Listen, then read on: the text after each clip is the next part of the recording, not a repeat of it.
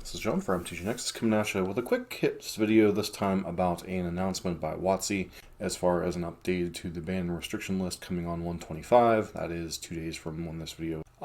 This comes on the heels of some ban and restricted announcements to the the Pauper format, and speculation as to what other formats might be hit. Obviously, some people expecting some changes to standards, some rebalances to alchemy, maybe a cosmetic ban to the historic format. Don't really think anything's talking about too much about Pioneer. Legacy people have some excitement, but we're mainly here for the modern format and what particular cards might see bannings in the upcoming announcement. Although, to be completely frank, although I'm going to be suggesting some cards, I don't expect any changes to occur to the format. I know some people are not happy with the format, but the format is at one of its most balanced points that it has been in years. There's, a 15-20 decks that can take down a tournament in any given weekend. There are some cards that are upsetting, which we'll get into in this list, but that said, let's get in the list and see what cards might be on that list. So first up, before we look at the cards, which you may already be able to see at the top of the screen anyway, that I'm interested in talking about, let's take a look at the most overall played cards in the format. So most overall cards,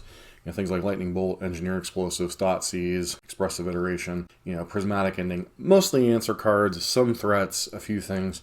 Notably, you'll look at Luris the Dream Den with a 39% play, Ragavan seeing 34% play, and Dragon Rage Channeler, another card that people sometimes talk about banning. Down on the list, as far as top spells, another card people want to talk about banning is Urza's Saga.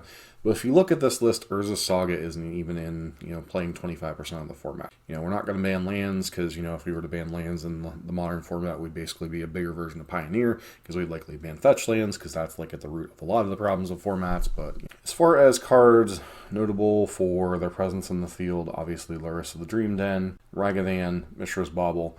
These are all cards that facilitate problems in one way or another, and they're at the center of a lot of the aggravation a lot of people have. So card number one people would point to is problem number one would be Luris of the Dream Den, or the companion mechanic in general overall, but Luris is the biggest offender, followed by Yorion, and then some of the other ones are in distant things. It's basically an 8th free card. A lot of decks play companions if they can. Luris is the most present offender. It has been since it was printed, even after the errata of the companion mechanic. It still is one of the most played cards in the format. So why is this card ubiquitous throughout so many different archetypes? Well, first off, requirements aren't that difficult in a format that primarily prides mana efficiency anyway. And a lot of the problems that the lower to the ground mid-range and aggro decks have is simply getting out-carded by the control decks, the mid-range decks of the format. If you think back to the 4-color Uro Omnath piles, Luris was one of the few things that would kept some of like the prowess decks and stuff even going in the mid-game, or even having a prayer in the mid-game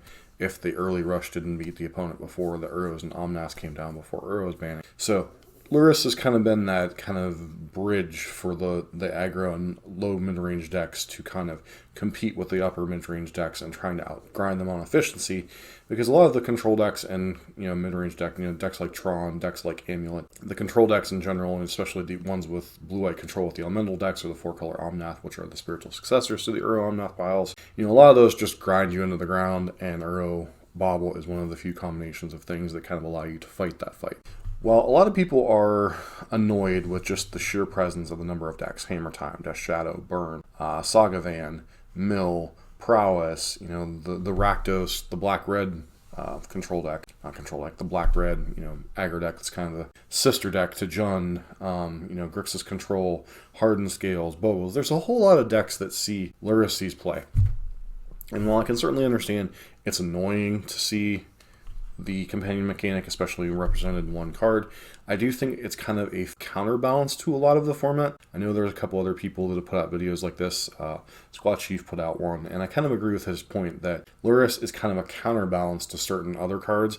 And if Luris has to go, I think some of the mid-range and control decks would also need weakened. Maybe one of the elementals needs banned. Maybe Solemnity, Solitude, not Solemnity, need banned, etc. So, if Luris were to go, I think it would have to be counterbalanced by either something brought back into the format for the aggro decks, which I don't really know that there's that much on the ban list to improve aggro deck. Something from the control decks might also have to go. Otherwise, you're going to be in a more unbalanced format than we currently have. Another card that a lot of people talk about banning is Ragavan Nimble Pilfer. This card is kind of like Deathrite Shaman in terms of it's very powerful, it's very easy to fit into a deck. It even comes out of the sideboard of some control decks. I know Aspiring Spike has had like a Lotus Field control deck he's been working on for a while. He constantly has Ragavan coming out of the sideboard because it's such an annoying threat to deal with. And if your opponent's taking out all their removal against a mainly creatureless deck, it's a royal pain in the butt.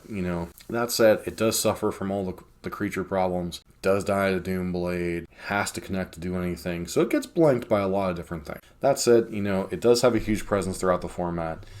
A lot of the decks that you see in Lurrus, you also see, Death Shadow, Jund, Rakdos Midrange, Prowess, some variants of Hammer Time, but not Ready. It shows up a little bit less, obviously. Murktide Regent's kind of the type that doesn't share card types with Lurrus and Ragavan, so it's another deck that benefits from this card. I will say the mana advantage in this card's way too overpushed. This is one of those cards that if MTGO or Real Life Magic could do rebalancing like they do with Alchemy and Historic, this is one of those cards that I think would be earmarked for a hit because it was a little too pushed. I think this card could be safely banned without affecting the format terribly much, and would improve gameplay some for a lot of people, but I don't really think it's the biggest offender of, or the best way to hit the format and still kind of leave things in balance, because it does enable a tempo deck in addition to, actually 2 tempo decks really in the Grixis Death Shadow variants and Is It Murktide, which help to keep the more over-the-top control decks in check a little bit. So I'm not terribly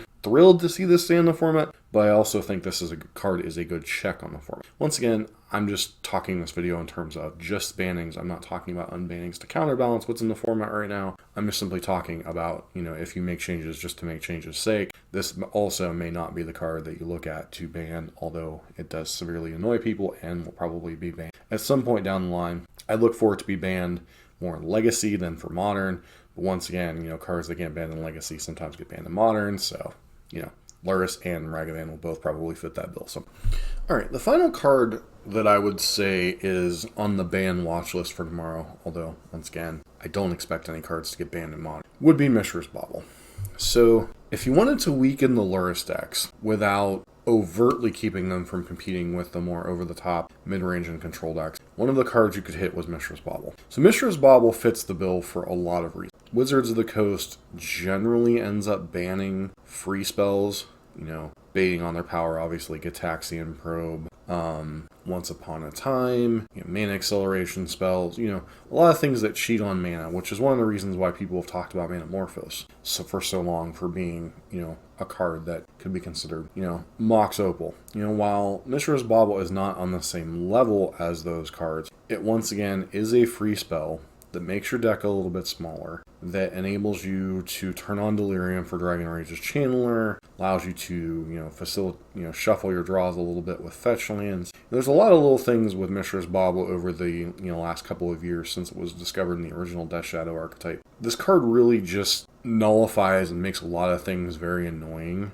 and it really facilitates the power of Lurrus, really facilitates the power of, the Dragon Rage's Channeler Darcy decks. A lot of them tend to play this card. Now, one notable exception to the Lurrus decks not playing Moxo or Mishra's Bauble is Hammer Time, but Hammer Time has enough other things going on and plays enough other 0-drops to facilitate what it's doing that it really doesn't need Mishra's Bauble. But I really think if you wanted to boil down, make a hit on the format to change things up a little bit, I think getting rid of Mishra's Bauble would certainly help a little bit in that regard. I still think this would unbalance the format a little bit in favor of the more mid-range and control decks. So once again, I do wonder if there shouldn't be a counterbalance hit to those decks as well.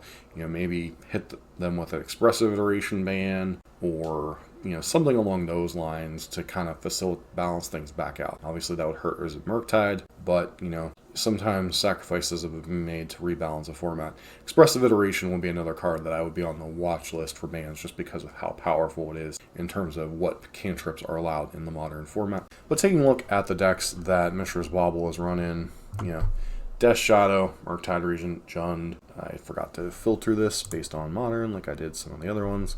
Death Shadow, Murktide Regent, Jund, Prowess, Hammer Times, I don't see it in as many lists, and some other decks. This could obviously hit those decks that people find annoying, that have a huge presence in the format, and still kind of balance things out. Now, this would also have the downside of making Hammer Time a little bit better because, some of the other Lurrus decks would be taking a hit, and, So the reason why I bring up Bobble is, look at a deck like Burn, who doesn't generally play Mishra's Bobble. A lot of people in the Burn community specifically tend to argue whether that card should even be in the deck. So, if Bobble takes a hit, that means Darcy's a little bit worse, that means Lurrus is a little bit worse. And then it becomes a lot more interesting how decks are built and things are created, but once again, I do wonder if that wouldn't throw things a little bit out of balance. In the end, everybody's going to have their opinion. Everyone wants their cards banned or unbanned. Realistically, I don't think we're going to see any changes, but, I will be doing a video tomorrow about possible cards that could be unbanned realistically. That said, let me know in the comments down below what you think of my suggestions, but,